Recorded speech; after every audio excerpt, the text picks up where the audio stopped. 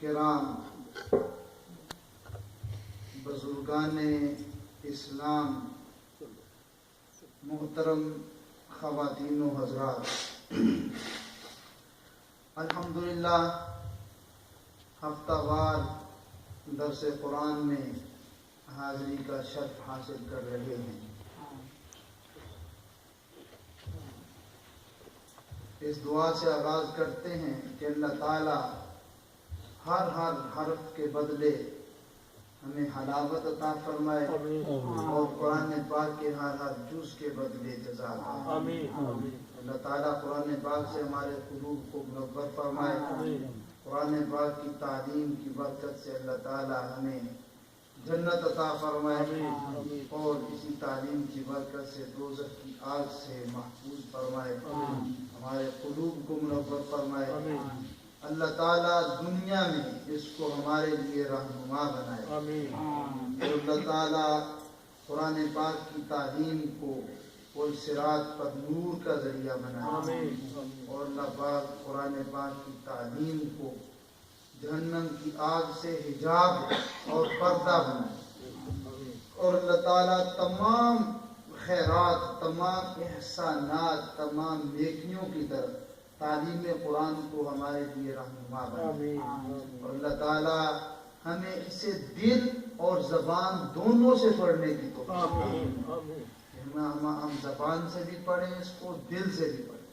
جیسے زبان پڑھتی چلی جائے دل کے اوپر اس کا اثر ہوتا چلا جائے۔ اللہ تعالیٰ اس کے ذریعہ سے ایمان کی تقویت عطا فرمائے اور اللہ تعالیٰ اس کے ذریعہ سے ایقان کی عظیم دولت عطا فرمائے۔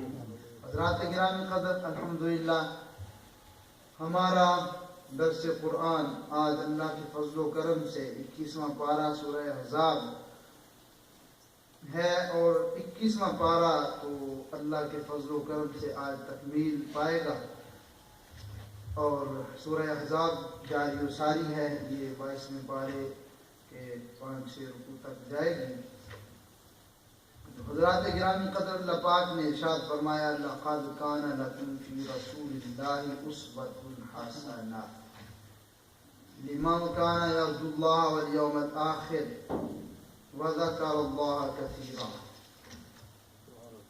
فرمایا بے شک ضرور اللہ کے رسول کی زندگی میں تمہارے لیے بہترین نمونہ ہے، اور پھر آگے مقید کر دیا لمن کان یرجو اللہ،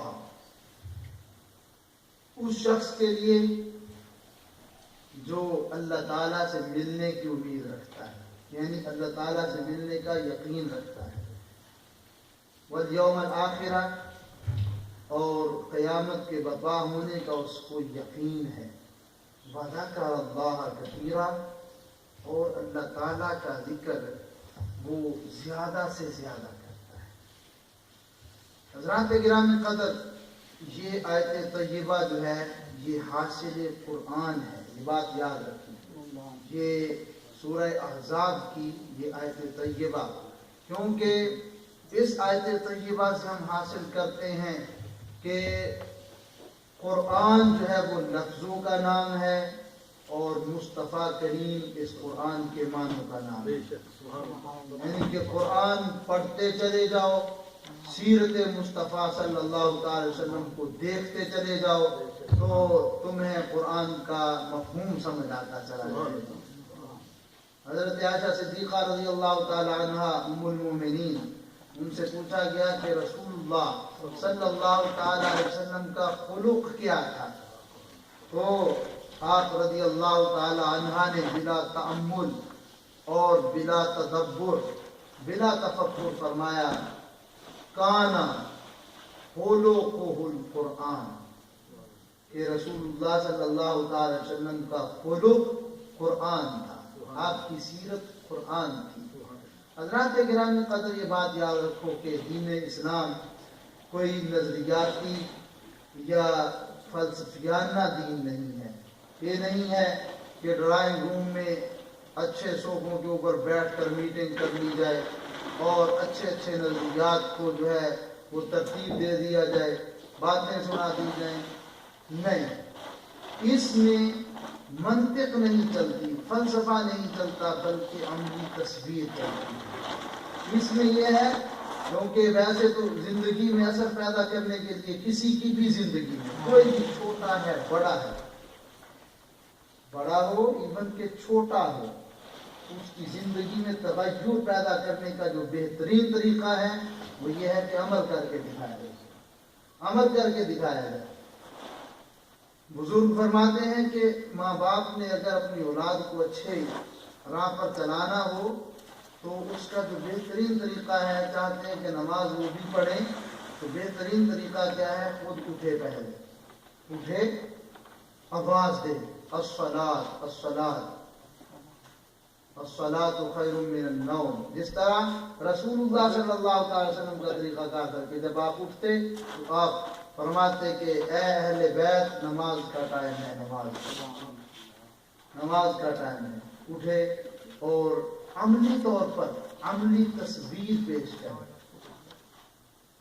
کیونکہ اہل محبت فرماتے ہیں کہ عشق میں وہ درد پیدا کر کہ حسن تمہیں منانے کے لیے خود بےتاب ہو جائے، حسن کے پیچھے نہ پڑنا پڑے، بلکہ ایسا عشق میں درد پیدا کرو، عشق میں ایسی لگن پیدا کرو کہ حسن کے جلوے تمہیں خود ہی نظر آنے شروع ہو جائیں اور خود ہی حسن تمہارا محتاج ہو جائے اور تمہارا جو ہے وہ محبوب تھا محب بن جائے، وہ تم سے محبت کرنے لگے۔ وہ کب ہوگا؟ کہ جب تم اپنے عشق میں صدق پیدا کرو گے، اخلاص پیدا کرو گے، جب تم اپنے عشق میں ایک سیرت اور کردار پیدا کرو گے تو پھر کیا ہے؟ پھر عشق جو ہے وہ معشوقیت میں بدل جاتا ہے۔ پھر کیا ہے کہ ابھی رب سے پیار کرتا تھا تو پھر رب اس سے پیار کرنے لگ جاتا ہے۔ حضرت خواجہ باعزید بستامی رحمۃ اللہ تعالی نے فرماتے کہ ایک وقت تھا کہ رب کو ڈھونڈنے کے لیے نکلتے تھے تو ہر مقام پر اپنے آپ کو ہی پاتے تھے، لیکن ایک وقت آ گیا کہ اپنے آپ کو ڈھونڈنے کے لیے نکلتے ہیں تو ہر مقام پر رب ملتا ہے۔ تو یہ مقام کب آتا ہے؟ جب عشق میں صدق پیدا ہوتا ہے، جب عشق میں کوئی جاذبیت پیدا ہوتی ہے، جب انسان اپنے کردار اور گفتار میں مطابقت پیدا کرتا ہے، جو کہتا ہے وہ کرتا ہے۔ تو رسول اللہ صلی اللہ تعالی علیہ وسلم کی زندگی میں بہترین نمونہ ہے۔ مفسرین کرام نے فرمایا اسوہ، علامہ قرطبی نے، علامہ جوہری نے، علامہ ابن منظور نے فرمایا کہ الاسوہ اس کا معنی ہے رہنما، رہنما، یعنی کہ رسول اللہ صلی اللہ تعالی وسلم کی زندگی لوگوں تمہارے لیے رہنما ہے، زندگی کے جس شعبے میں بھی تم رہنمائی چاہتے ہو تمہیں میرے رسول کی زندگی سے مل جائے گی صلی اللہ تعالی وسلم۔ اور پھر دوسرا معنی جو بیان کیا علامہ قرطبی اور علامہ جوہری رحمۃ اللہ تعالی عنہ نے فرمایا کہ اس کا دوسرا معنی جو ہے وہ یہ ہے کہ کسی غم زدہ کو تسلی حاصل کرنی ہو تو رسول اللہ صلی اللہ علیہ وسلم کی زندگی کا مطالعہ کر لے، وہ زندگی کے جس شعبے میں بھی ہے، وہ کسی غم میں بھی مبتلا ہے، وہ رسول اللہ صلی اللہ علیہ وسلم کی زندگی کو صحیح معنوں میں پڑھ لے تو اس کا غم دور ہو جائے گا، کہ وہ دیکھے گا کہ رسول کی ذات کتنی صابر و شاکر تھی کہ چچا بھی شہید ہو گئے، اپنے دندان مبارک بھی شہید ہو گئے اور بہت سارا سامان بھی لٹ گیا، لیکن اللہ تعالیٰ کی بارگاہ میں اسی طرح صابر و شاکر کھڑے ہیں، اسی طرح استقامت کا پہاڑ بنے کھڑے ہیں، قدم قدم پر صحابہ کرام علیہ رضوان کو تو سمجھاتے ہیں لیکن گھبراتے نہیں۔ تو اسوہ کا مطلب ہے کہ جو ایسی رہنمائی دے کہ جس سے غمگین کو تسلی حاصل ہو جائے۔ تو حضرات گرامی قدر، پھر چونکہ رسول اللہ صلی اللہ علیہ وسلم کی سیرت کو اپنانے کا حکم دیا تو رسول اللہ صلی اللہ علیہ وسلم کی سیرت کیا ہے؟ سیرت کس کردار کی آئینہ دار ہے؟ سیرت کسے کہا جاتا ہے؟ کہ ہر حال میں بندہ ایک جیسا ہو، خوشی ہو تب بھی اللہ کا شکر ادا کرے، غمی ہو پھر بھی اللہ تعالیٰ کی شکر میں ہی زبان اس کی رطب اللسان ہو، اور اگر وہ کسی امیر سے ملے تو وہ اسی اخلاص سے ملے جس اخلاص سے غریب سے ملتا ہے، اور اس کے سامنے صرف اور صرف اخلاص ہو، للہیت ہو، اس کے سامنے ایک کردار کی ایک اچھی تصویر ہو. کیونکہ دیکھیے میرے اور آپ کے آقا حضرت محمد مصطفیٰ احمد مجتبیٰ صلی اللہ تعالی علیہ وآلہ وسلم، عید کا دن ہے، یتیم کو کندھوں پر بٹھا کر دلا رہے ہیں. نفرت نہیں بلکہ کیا فرما رہے ہیں، اے بچے آج کے بعد محمد تیرا باپ ہے صلی اللہ علیہ وسلم، فاطمہ تیری بہن ہے، عائشہ تیری ماں ہے، حسن و حسین تیرے بھائی ہیں. افتخار کی یہ تصویر پیدا کی. اور ایک وقت یہ بھی آیا کہ ابو سفیان کی بیٹی جو ہے ام حبیبہ رضی اللہ تعالی عنہ ام المومنین ہے، جو کہ رسول اللہ صلی اللہ تعالی وسلم کے عقد میں تھی، نکاح میں تھی، جبکہ ابھی تک ابو سفیان نے اسلام قبول نہیں کیا تھا. ایک دن گھر میں آ گیا ایسے ہی، تو ام حبیبہ رضی اللہ تعالی عنہ نے رسول اللہ صلی اللہ تعالی وسلم کے بستر پر نہیں بیٹھنے دیا، کہا کہ یہ اللہ کے نبی کا بستر ہے، یہ پاکیزہ شخصیت اور ذات کا بستر ہے، بے شک میرا ان کے ساتھ ایک تعلق ہے اور تیرے ساتھ بھی، لیکن میرا حق نہیں بنتا کہ اس بستر پر میرے سامنے تو بیٹھے.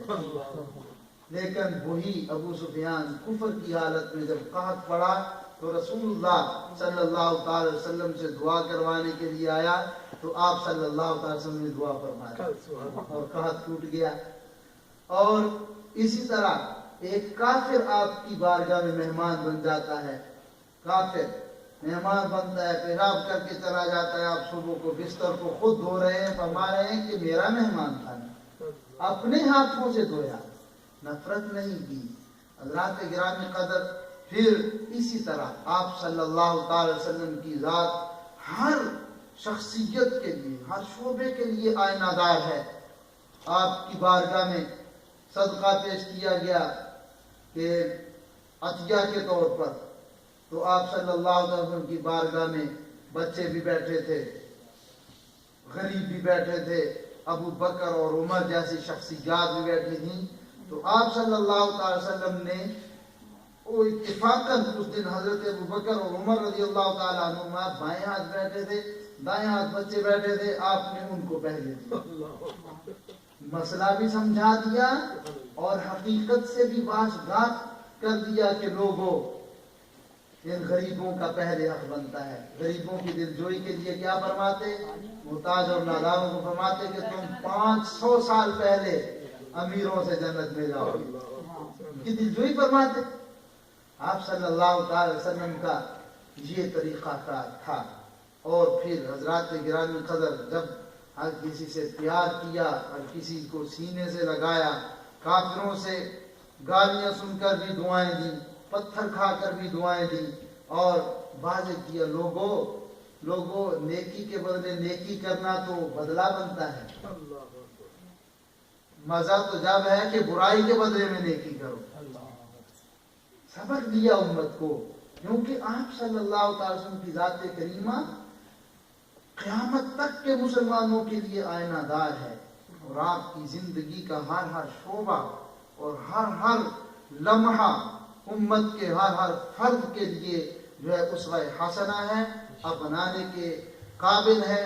لیکن یہ کون لوگ اپناتے ہیں، یہ بھی اللہ تعالیٰ نے واضح کر دیا کہ وہ لوگ ہی اپناتے ہیں اس اسوہ حسنہ سے، جبکہ یہ شیشے سے بھی واضح ہے.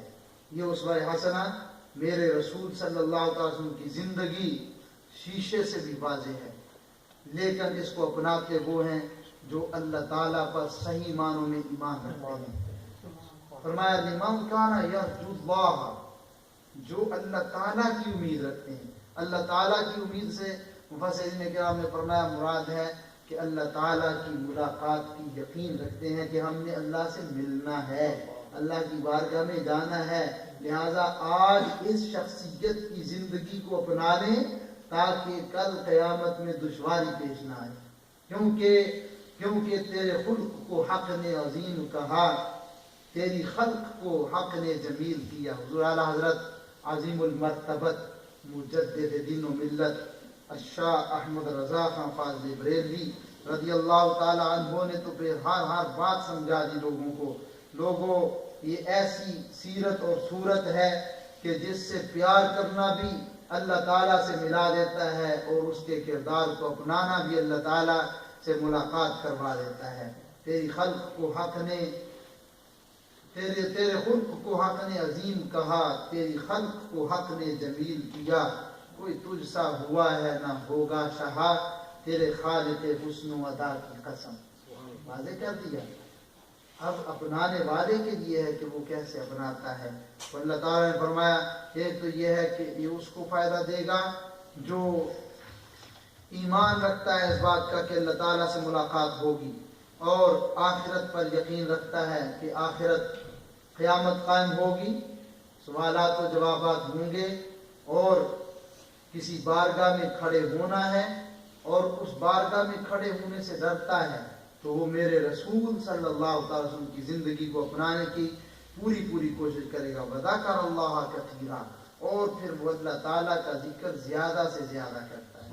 حضرات کرام قدر یہ بات یاد رکھیں، کسی بھی شخصیت کی زندگی کو اپنانے کے لیے اس سے پیار ہونا ضروری ہے، کیونکہ جب تک محبت دل میں نہیں اترے گی، محبت دل میں گھر نہیں کرے گی، تو سیرت اور صورت اور کردار اور اخلاص کو اپنانا مشکل ہو جاتا ہے۔ اسی لیے اللہ تعالیٰ نے اپنے پیارے محبوب صلی اللہ علیہ وسلم کی محبت کا اعلان واضح طور پر کیا، جبکہ یہود و نصارہ کہتے تھے نحن ابناء اللہ واحباؤ، ان کو ایک طریقہ بتا دیا، قانون بتا دیا کہ تم کہتے ہو کہ ہم اللہ کے بیٹے اور اس کے پیارے ہیں، یہ تو تمہارا قول سراسر غلط ہے۔ ہاں البتہ اگر تم اللہ کے پیارے بننا چاہتے ہو، محبوب بننا چاہتے ہو، تو پھر ان کنتم تحبون اللہ فاتبعونی یحببکم اللہ۔ اب کیا ہے کہ تم اس اپنے قول میں سچا ہونا چاہتے ہو تو میرے محبوب کی غلامی کا پٹا گلے میں پہلے ڈالو، تو پھر کیا ہوگا؟ فرمایا پھر تم اللہ کے محبوب ہی بن جاؤ گے، ڈائریکٹ محبوب، محب بھی نہیں، محب بنو محبوب کے، اور اللہ کے تم محبوب بن جاؤ گے، کیونکہ محبوب بننا آسان ہے، محب بننا تو کانٹوں پر چلنے کے مترادف ہے، محب کو بڑے امتحان دینے پڑتے ہیں۔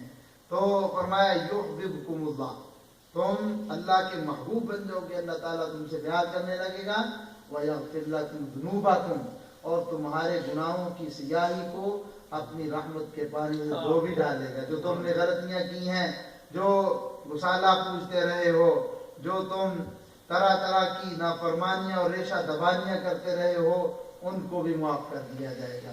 میرے محبوب کا دامن تھام لو، میرے محبوب کی غلامی کا پٹا اپنے گلے میں ڈال لو، میرے محبوب کی سیرت اور کردار کو اپنا لو، میرے محبوب صلی اللہ تعالی علیہ وسلم کی رسالت کو مان لو، اس کو مان کر اس کے اوپر یقین کر کے اپنی زندگی کو عملی زندگی میں ڈال لو، لہذا تمہارا بھلا ہو جائے گا، فائدہ ہو جائے گا، اللہ کے محبوب بھی بن جاؤ گے اور پچھلے گناہوں کو بھی بخشوا لو گے۔ تو یہ تو ان کے لیے ہے جو خالصتاً ایمان قبول کرے اور پھر اللہ کے محبوب کی غلامی اختیار کرے اور محبت میں ڈھل جائے۔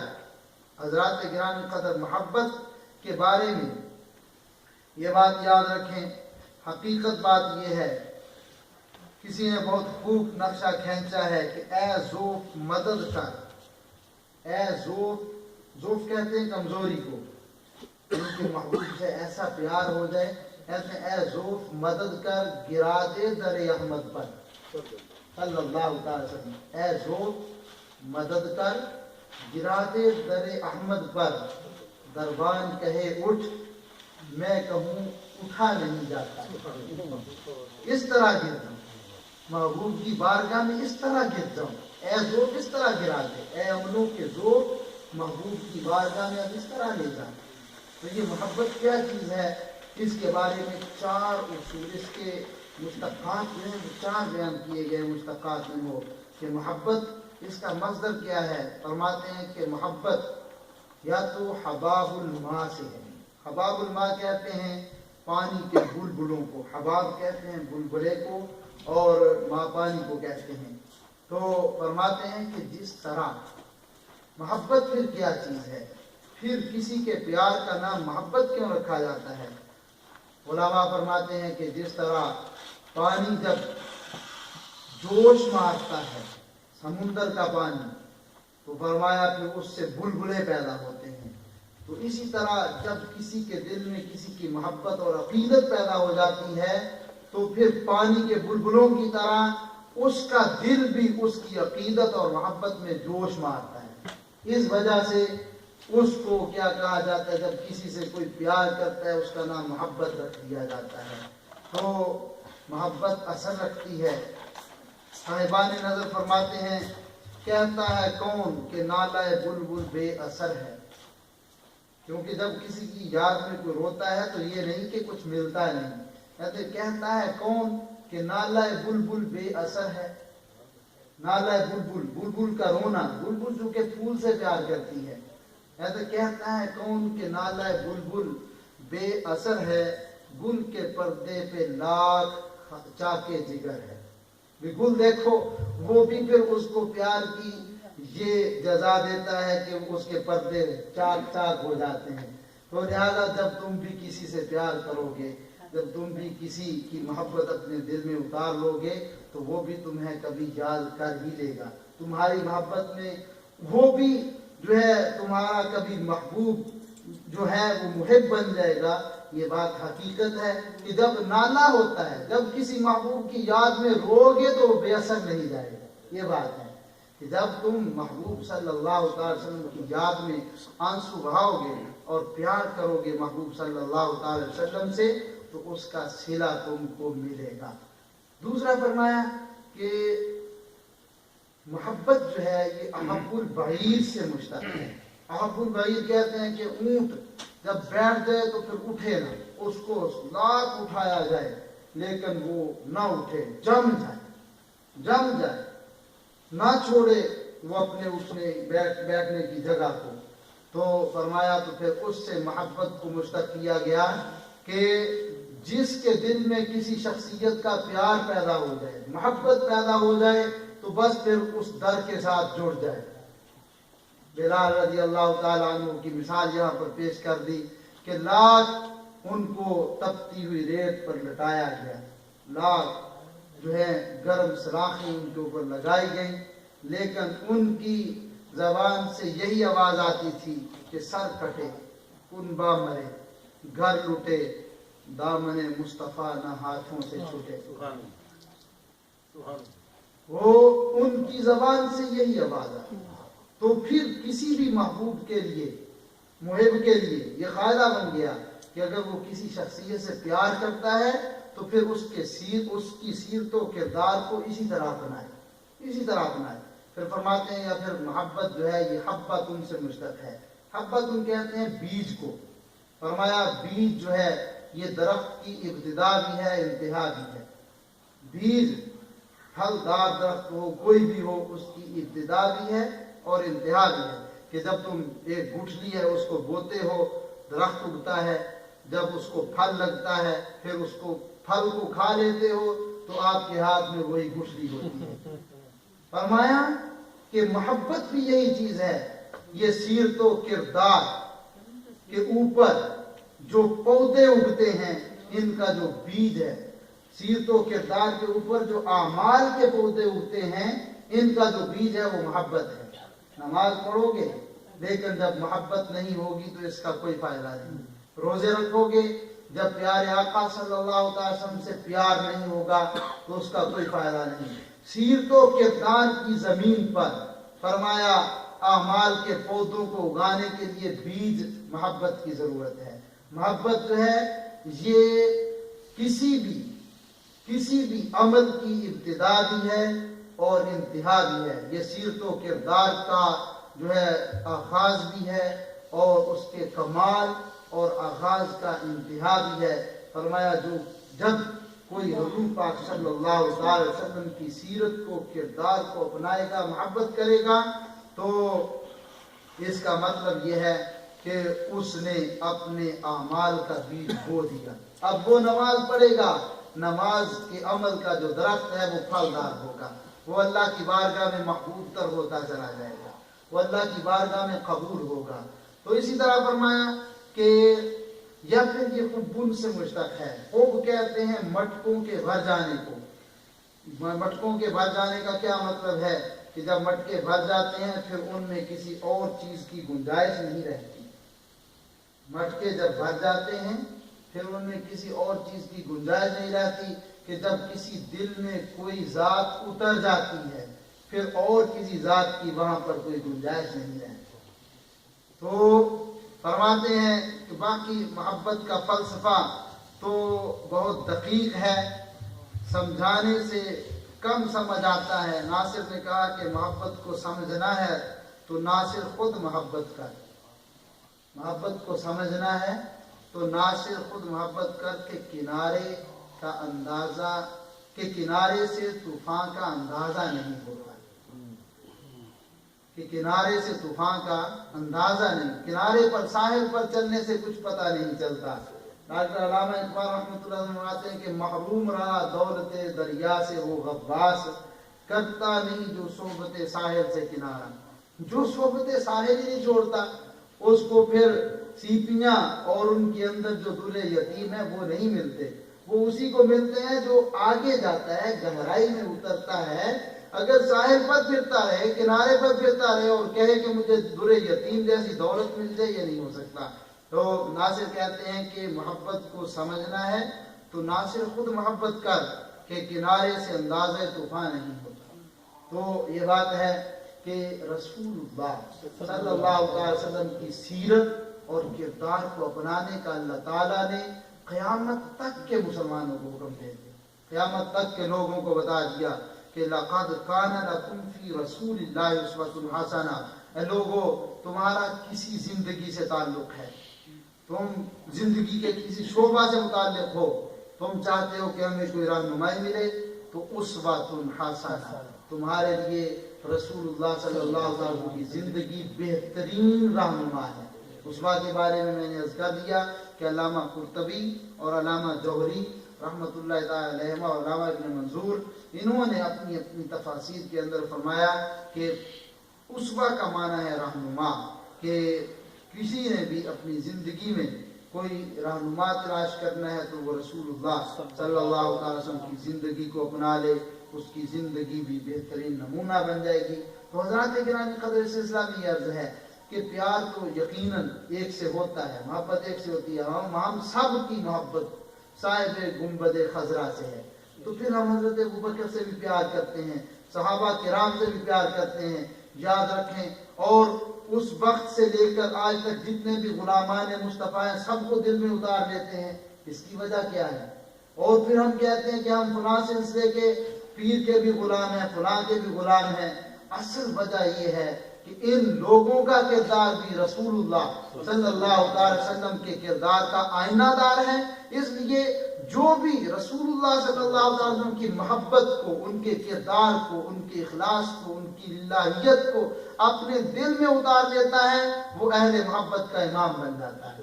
فرمایا نبی کا جو غلام ہے ہمارا وہ امام, یعنی وہ اس چیز کا مصداق بن جاتا ہے. پھر ہر کسی سے پیار کرنا اس وجہ سے آسان ہو جاتا ہے کہ وہ بھی اسی گنبد خضرا تک پہنچتا ہے, اس کی منزل بھی وہ ہے, اس کا مقام بھی وہ ہے. لہذا یہ زینے ہیں, یہ ایسے زینے نہیں ہیں کہ یہاں پر پاؤں کے بل چلا جائے. یہ زینے, یہ جو سٹیپ ہیں, یہ ایسے ہیں کہ یہاں پر دل اور آنکھوں اور سر سے چلا جاتا ہے. یہاں پر یہ نہیں, یہاں پر سر رکھا جاتا ہے ادب کا, اور ادب سے آنکھیں رکھی جاتی ہیں. یعنی ان مقامات کو الٹا یہ سمجھو کہ سر اور آنکھوں پہ رکھا جاتا ہے. تو پھر انسان ان مقامات کو طے کرتا ہوا گنبد خضرا کی آخری منزل کو پاتا ہے. تو جب وہ مل جاتی ہے تو انسان کو اپنی زندگی کا حاصل مل جاتا ہے. تو وَلَمَّا رَأَى الْمُؤْمِنُونَ الْأَحْزَابَ, فرمایا کہ جب مومنوں نے گروہوں کو دیکھا, پہلے تو ان لوگوں کا ذکر کیا جو منافقین تھے, جنہوں نے گروہوں کو دیکھا ایمان متذبذب ہو گیا اور بنو قریظہ تک نے اپنا معاہدہ توڑ دیا. بنو نذیر تو پہلے ہی بھاگے ہوئے تھے, بنو قریظہ نے بھی اپنا معاہدہ توڑ دیا کہ اب جو معاملہ ہے بگڑتا نظر آتا ہے مسلمانوں کے حق میں. تو اسی طرح منافقین کہنے لگے کہ اتنا بڑا لشکر اور یہ 2-3 ہزار لوگ اس کا مقابلہ کر لیں گے. بس یہ جو کل وعدے دیے جا رہے تھے کہ یمن فتح ہوگا, شام فتح ہوگا, قیصر و کسریٰ فتح ہوں گے, یہ سب باتیں تھیں. حضرات گرامی قدر اہل محبت اور اہل ایمان کی بات سنو. اللہ تعالیٰ نے فرمایا وَلَمَّا رَأَى الْمُؤْمِنُونَ الْأَحْزَابَ, جب اس گروہ کو جو کہ جب چلتا تھا تو زمین متزلزل نظر آتی تھی اور ایک طوفان کی صورت وہ گروہ رکھتا تھا جو ابو سفیان کی قیادت میں آیا تھا, اور پورا عرب اور سارے دشمنان اسلام جو ہیں وہ جمع ہو کر کے اسلام اور شجر اسلام کو نعوذ باللہ من ذالک کا مٹانے کے لیے آئے تھے.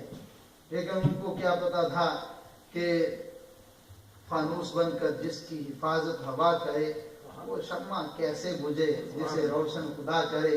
نور خدا ہے کفر کی حرکت پہ خندہ زن, نور خدا ہے کفر کی حرکت پہ خندہ زن, پھونکوں سے یہ چراغ بجھایا نہ جائے. یہ ایسا چراغ نہیں ہے کہ منہ سے پھونک مارو اور بجھ جائے.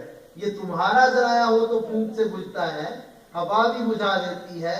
فرمایا یہ ہمارا جلایا ہوا چراغ ہے, اس کو ہم نے جلایا ہے. اس کو دنیا کی کوئی طاقت, کوئی فرعونیت, کوئی شیطانیت, کوئی نمرودیت, کوئی طاقت قارونیت بھی جو ہے آمانیت, کوئی طاقت مل کر بھی یہ ساری طاقتیں آ جائیں, کوئی ابو جہلیت, کوئی ابو لہبیت, فرمایا اس کو کوئی طاقت نہیں بجھا سکتی, کیونکہ یہ منہوں کی پھونکوں سے بجھنے والا چراغ نہیں ہے.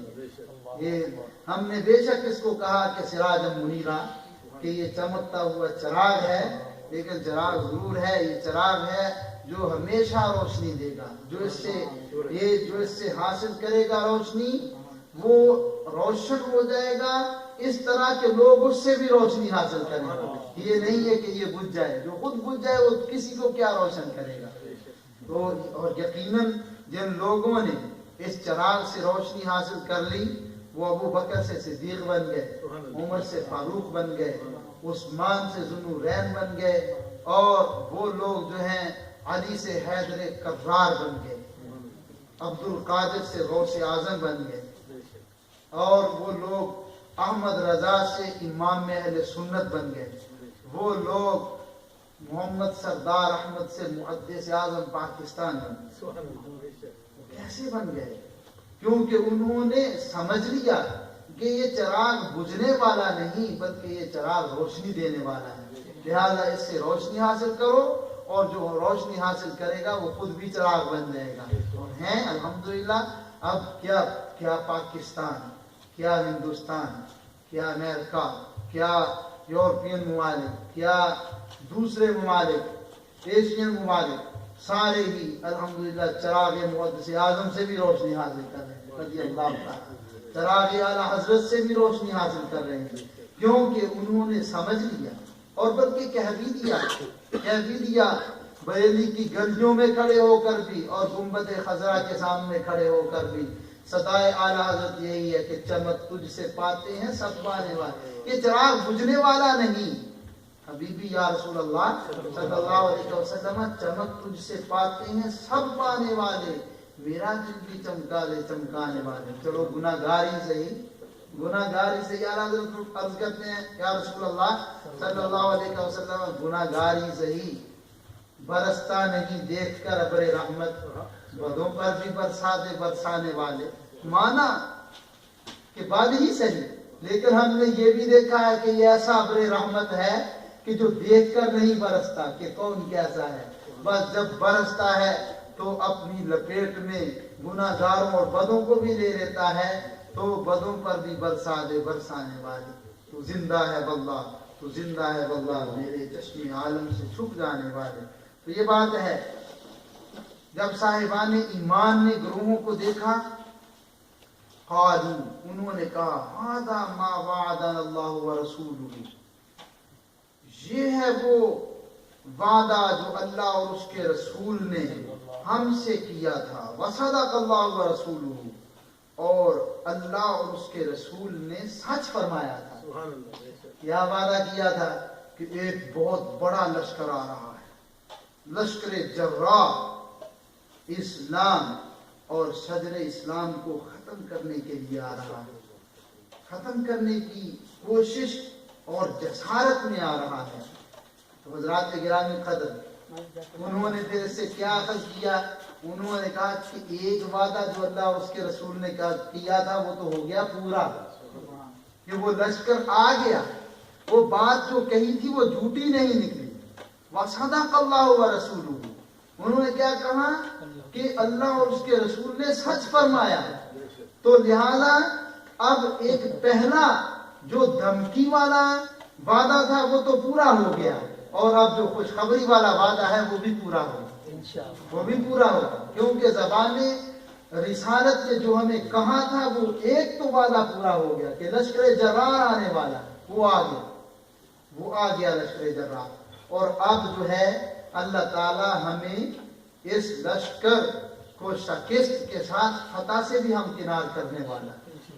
تو حضرات گرامی قدر کیا فرمایا؟ وما زادم الا ایمانا و تسلیما، کہ انہوں نے جب اس لشکر جراح کو دیکھا تو ان کا ایمان بھی بڑھ گیا اور ان کا سر تسلیم خم کرنا اور بھی بڑھ گیا، وہ جذبات میں اور مشتعل ہو گئے کہ اب اللہ تعالیٰ کی فتح اور نصرت بھی آنے والی ہے۔ لشکر جراح بھی آ گیا، سارے لشکر جمع ہو کر کے آ گئے ہیں، تو اب اللہ تعالیٰ کی فتح اور نصرت بھی آنے والی ہے۔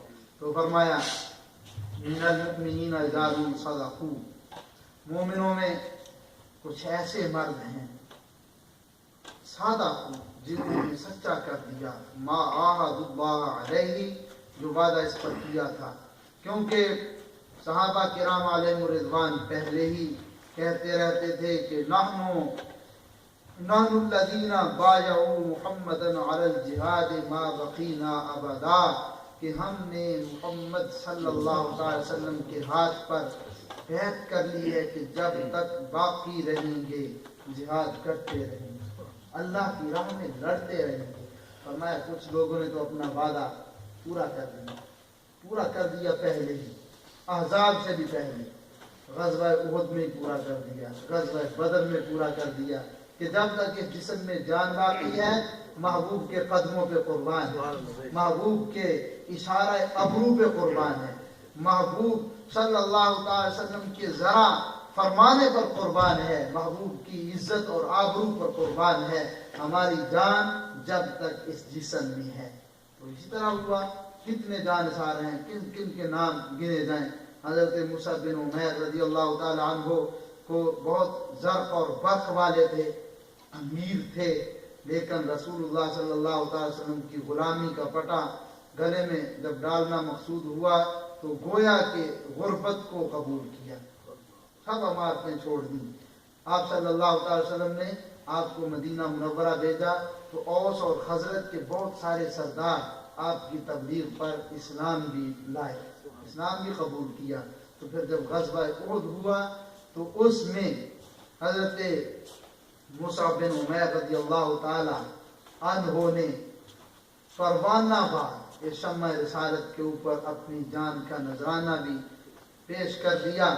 تو رسول اللہ صلی اللہ تعالی علیہ وسلم جب غزوہ احد ختم ہوا تو شہداء احد کے پاس آئے اور فرمایا لوگوں، اور خصوصی طور پر موسیٰ بن عمیر کے پاس آئے اور فرمایا لوگوں گواہ ہو جاؤ کہ یہ لوگ شہید ہیں، تم ان کی زیارت کرتے رہنا، فزوروہم، ان کے پاس آتے جاتے رہنا، اور جو بھی تم میں سے ان کے پاس آ کر فرمایا سلام کہے گا یہ لوگ قیامت تک اس کو جواب دیتے رہے۔ فرمایا جو بھی قیامت تک ان شہداء احد کے پاس آئے گا اور آ کر سلام کرے گا یہ اس کو جواب دیں گے، کیونکہ یہ زندہ ہیں، یہ اللہ تعالیٰ کے ہاں انعام یافتہ ہیں۔ حضرات گرامی قدر ان کے لیے اللہ پاک کے پیارے محبوب صلی اللہ علیہ وسلم نے خصوصی طور پر پڑھا فزوروہ، فرمایا ان کی زیارت کرتے رہنا.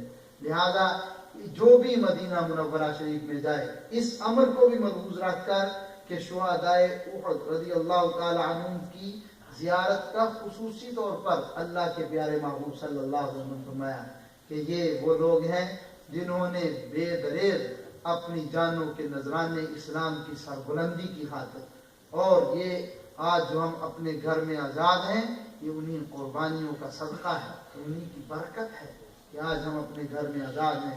حضرات گرامی قدر پھر اسی طرح حضرت انس بن نضر رضی اللہ تعالیٰ عنہ یہ غزوہ بدر میں نہیں جا سکے تھے. ان کو بہت اس بات کا ملال تھا کہ میں غزوہ بدر میں حاضر نہیں ہو سکا. اب جب بھی موقع ملے گا تو اپنی جان کا نذرانہ پیش کروں گا.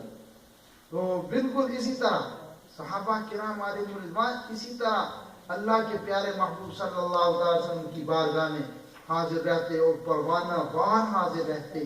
تو جب غزوہ احد پھر ہوا تو اس میں موقع ملا تو جب رسول اللہ صلی اللہ علیہ وسلم کے بارے میں خبر مشہور ہو گئی کہ آپ شہید کر دیے گئے ہیں نعوذ باللہ من ذالک، تو حضرت انس بن نضر رضی اللہ تعالی عنہ بھاگے، واپس پلٹے اور دیکھا کہ کچھ لوگ بیٹھے ہیں اور پریشان حال ہیں صاحبان ایمان.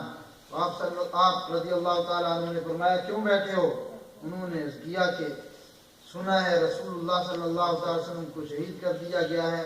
تو کہنے لگے کہ پھر کیوں بیٹھے، اٹھو، جس ذات کی خاطر اور جس نام کی خاطر اللہ کے رسول نے اپنی جان کا نذرانہ پیش کر دیا ہے تو پھر ان کے بعد ہم نے زندہ رہ کر کیا کرنا ہے؟ آؤ پروانہ وار وہ شمع رسالت کے اوپر قربان ہوتے چلے جاؤ. فرماتے ہیں کہ حضرت انس بن نضر رضی اللہ تعالی عنہ کفار کے لشکر میں جو ہے گھس گئے اور بہت سارے کافروں کو واصل جہنم کیا، لیکن چونکہ بہت زیادہ آپ کے پاس سامان جنگ نہیں تھا، جتنی دیر لڑ سکتے تھے لڑے، اور پھر کفار نے مل کر جو آپ پر حملہ کیا، آپ کے جسم پر گننے سے پتہ چلا کہ 80 زخم ہیں. 80 زخم آپ کے جسم پر تھے اور پہچانا بھی نہیں جاتا تھا. آپ کی ہمشیرہ نے آپ کو انگلیوں کے پوروں سے پہچانا تھا. تو مقصد یہ ہے کہ اللہ پاک نے فرمایا کہ من المؤمنین رجال صدقوا، مومنوں میں مرد ہیں جو رجولیت میں کامل ہیں، جنہوں نے سچا کر دیا ما عہد اللہ علیہ، جو اللہ تعالیٰ سے انہوں نے وعدہ کیا تھا. فَمِنْهُمْ مَنْ قَضَى نَحْبَهُ، فرمایا کہ ان میں سے کچھ نے اپنی نظر پوری کر دی. وَمِنْهُمْ مَنْ يَنْتَظِرُ، اور کچھ انتظار میں ہیں. یعنی وہ یہ نہیں، وہ اس بات پر خوش نہیں ہے کہ غزوہ احزاب جو ہے وہ لڑائی زیادہ ہونے کے بغیر ہی اور آپس کی ان کی شکل رنجیوں کی وجہ سے اور آپس ایک دوسرے پر ہی لان تان کرتے ہوئے بھاگ گئے ہیں. وہ ایک دوسرے کو ہی کہتے ہوئے کہ تم نے ہمارے ساتھ ایسے نہیں کیا، تم نے ہمارے ساتھ نہیں دیا، تم نے ہمارے ساتھ یوں کیا، ایسے کرتے کرواتے وہ بھاگ گئے ہیں اور مسلمانوں کو فتح نصیب ہو گئی ہے. تو فرمایا وہ اس بات پر بئی صورت خوش نہیں ہے کہ ہماری جانیں بچ گئی ہیں، بلکہ وہ جانوں کی قربانی کے لیے پھر بھی منتظر ہیں کہ اسلام کی سربلندی کے لیے اور رسول اللہ صلی اللہ علیہ وسلم کے اشارہ ابرو پر پھر بھی کبھی موقع ملا تو پھر بھی ہم حاضر ہیں. وَمِنْهُمْ مَنْ يَنْتَظِرُ، اور فرمایا میں سے کچھ وہ ہیں جو انتظار کر رہے ہیں. وَمَا بَدَّلُوا تَبْدِيلًا، اور انہوں نے اپنے معاملہ جات کو اور اپنی زندگی کے طرز عمل کو بدلا نہیں. لِيَجْزِيَ اللَّهُ الصَّادِقِينَ، کیوں؟ تاکہ اللہ تعالیٰ صدق والوں کو ان کے صدق کا بدلہ دے. وَيُعَذِّبَ الْمُنَافِقِينَ إِن شَاءَ وَيَتُوبَ عَلَيْهِمْ، اور عذاب دے منافقین کو اگر چاہے یا ان کی توبہ قبول کر لے. چاہنا کس طریقہ سے اور توبہ قبول کرنا کس طریقہ سے ہے کہ فرمایا کہ اگر ان کی قسمت میں ایمان نہیں ہے اور وہ اسی طرح اسی گمنڈ اور غرور میں اور اسی شیطانی چکر میں مر جائیں گے تو پھر تو یقینی بات ہے کہ ان کو عذاب ہوگا.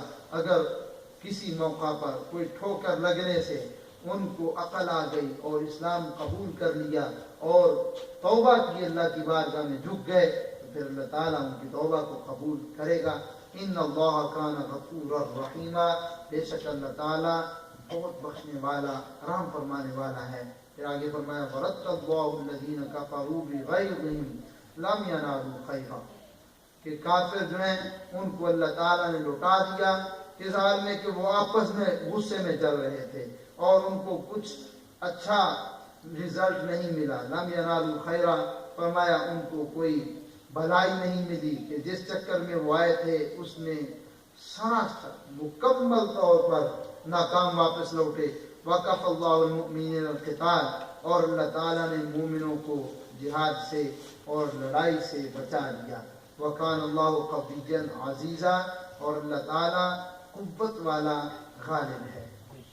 اب کیا ہوا، رسول اللہ صلی اللہ تعالیٰ علیہ وسلم جب وہ بھاگ گئے، آپ واپس تشریف لے آئے گھروں میں نماز عصر کے لیے، ابھی خود کو اتارا ہی تھا، خود لوہے کی جو ٹوپی ہوتی ہے ابھی اتارا ہی تھا کہ حضرت جبریل علیہ السلام حاضر ہو گئے۔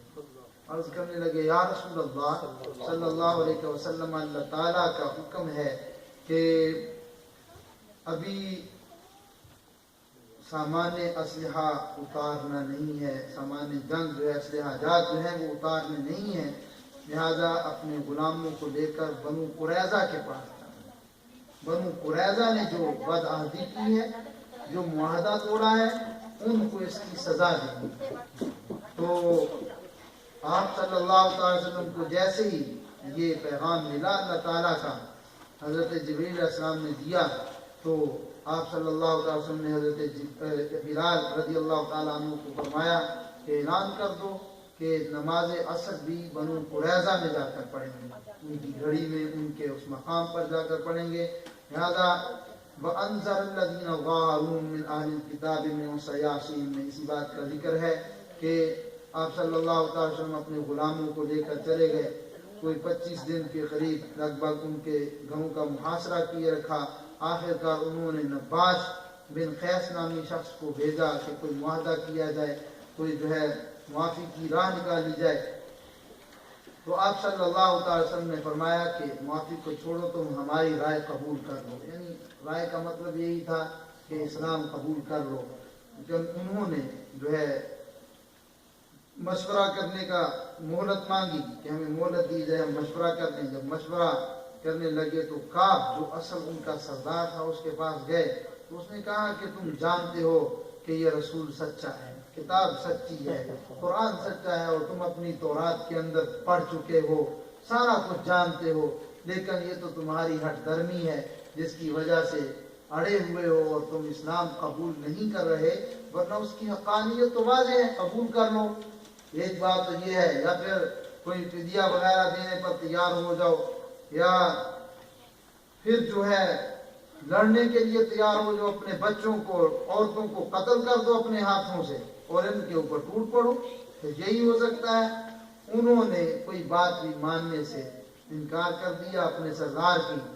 تو آخر کار جب کوئی جواب نہ آیا تو اللہ تعالیٰ کی طرف سے حکم ہوا کہ ان کو گرفتار کیا جائے، پکڑا جائے۔ انہوں نے بدعہدی بھی کی اور اس کے بعد پھر ہر دھرم ہے۔ تو جب ان کو پکڑا جانے لگا تو ادھر سے قبیلہ جو اوس تھا، کیونکہ یہ اسلام قبول کر چکے تھے، نزیر جو ہیں یہ خزرج کے کچھ ساتھی تھے، تو اوس نے عرض کی کہ یا رسول اللہ صلی اللہ علیہ وسلم، خزرج کے کہنے پر آپ نے نزیر کو، قبیلہ نزیر کو معافی دے دی ہے، لہذا ہمارے کچھ عرض کرنے پر، کیونکہ ہمارے بھی ان کے ساتھ تعلقات ہیں، تو آپ ان کو معافی عطا فرما دیں۔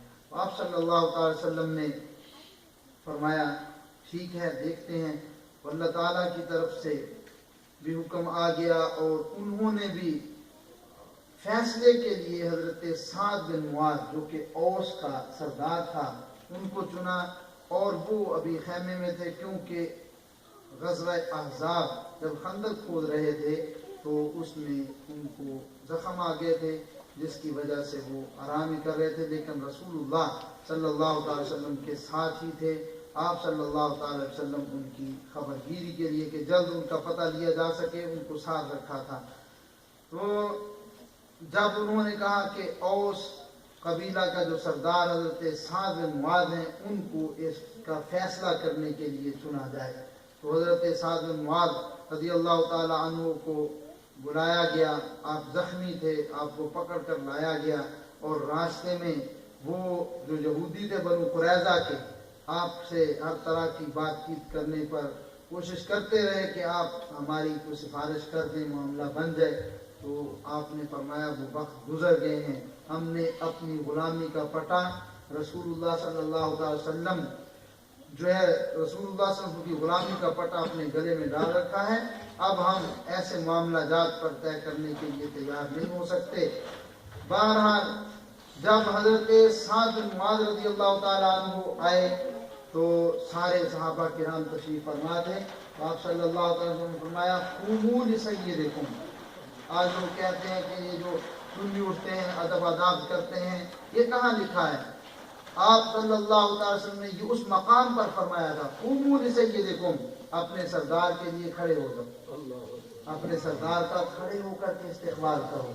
تو تمام صحابہ کرام علیہم رضوان حضرت سعد بن معاذ رضی اللہ تعالیٰ عنہ کے لیے کھڑے ہوئے، تو آپ صلی اللہ تعالی وسلم نے پھر فرمایا سعد، اللہ تعالیٰ نے آپ کو فیصلہ کرنے والا بنایا ہے، ان کے درمیان فیصلہ آپ نے کرنا ہے۔